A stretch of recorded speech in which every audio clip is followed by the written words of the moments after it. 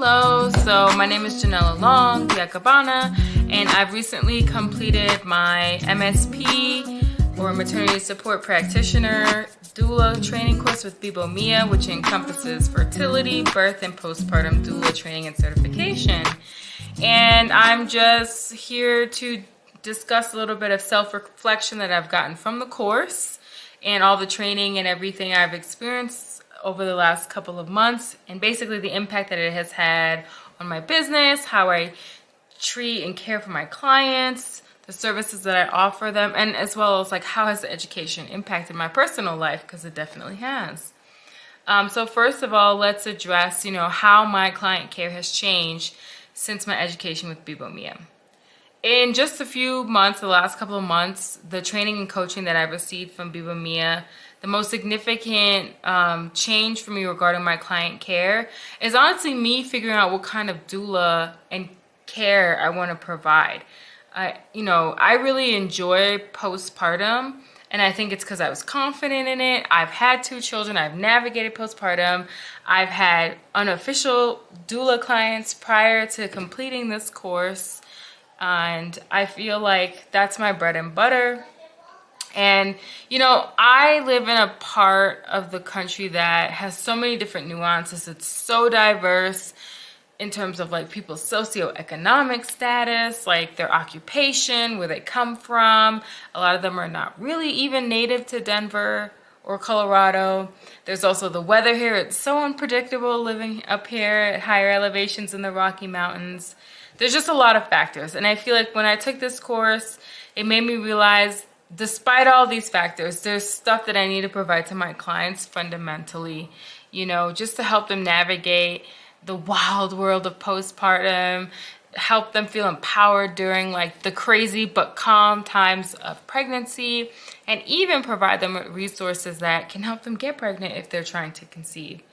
I initially didn't want to get really close with my clients, but I realized that some of them really just want someone to talk to, someone to listen to them, someone to hold their baby so they can shower, someone, that creates a safe space for them during the vulnerable times of pregnancy and postpartum, as well as trying to conceive.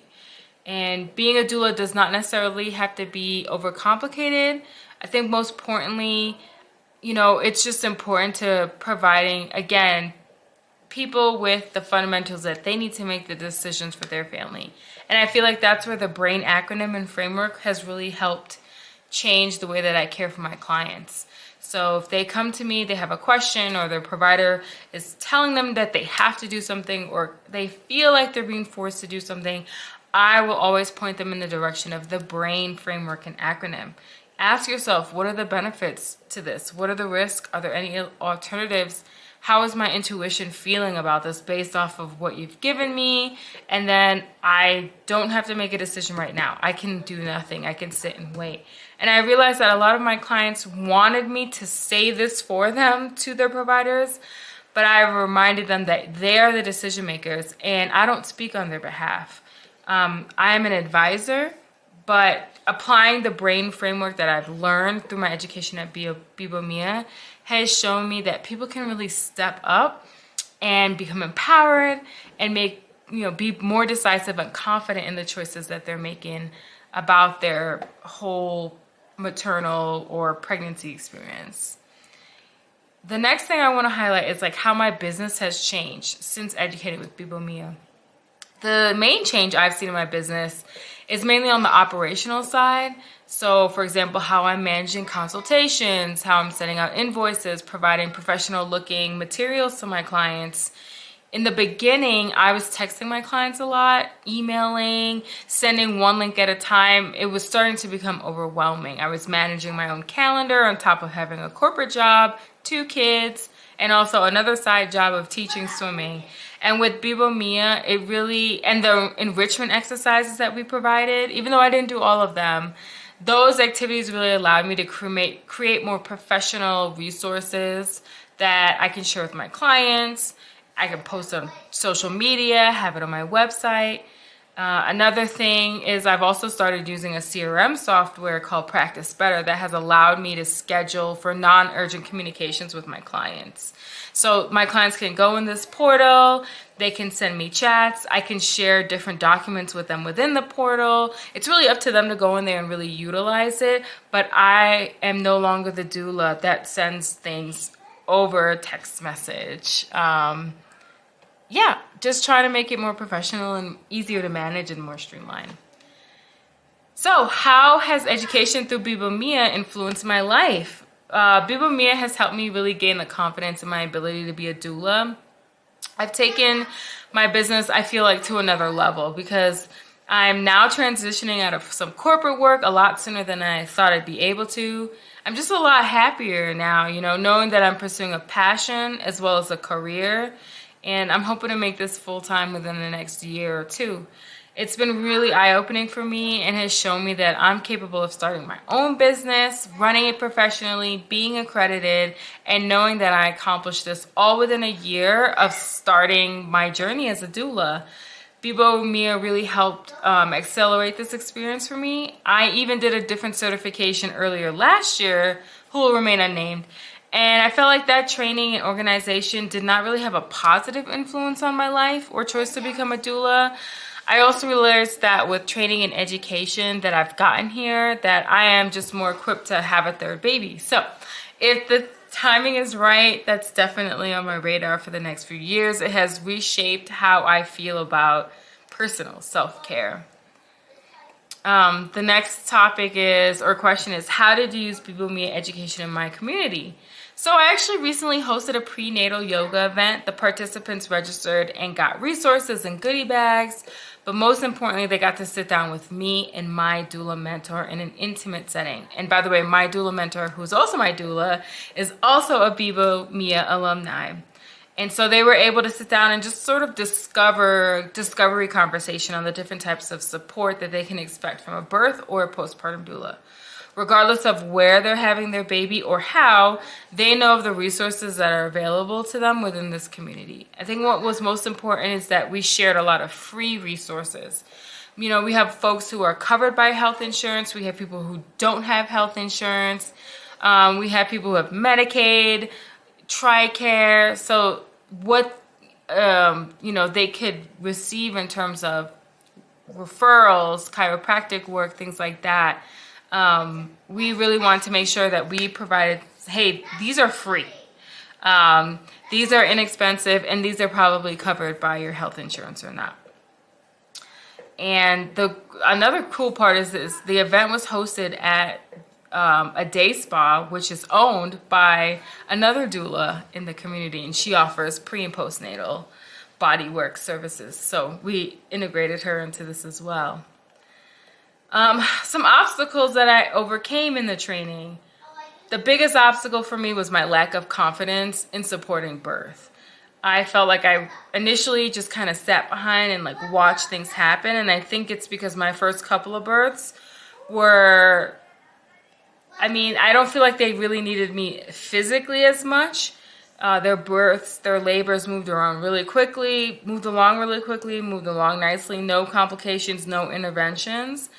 And so I think as I started to have births that were a little bit more complex and challenging, I started to lose confidence. And so Bebo Mia reinstilled that confidence in me. Like, I have the training, I have the references, and hey, bring the Bebo Mia manual and the module printouts with me to a birth in a binder, just in case I need a quick reference something. There's nothing wrong with that. So I bring that along with me during births and postpartum now.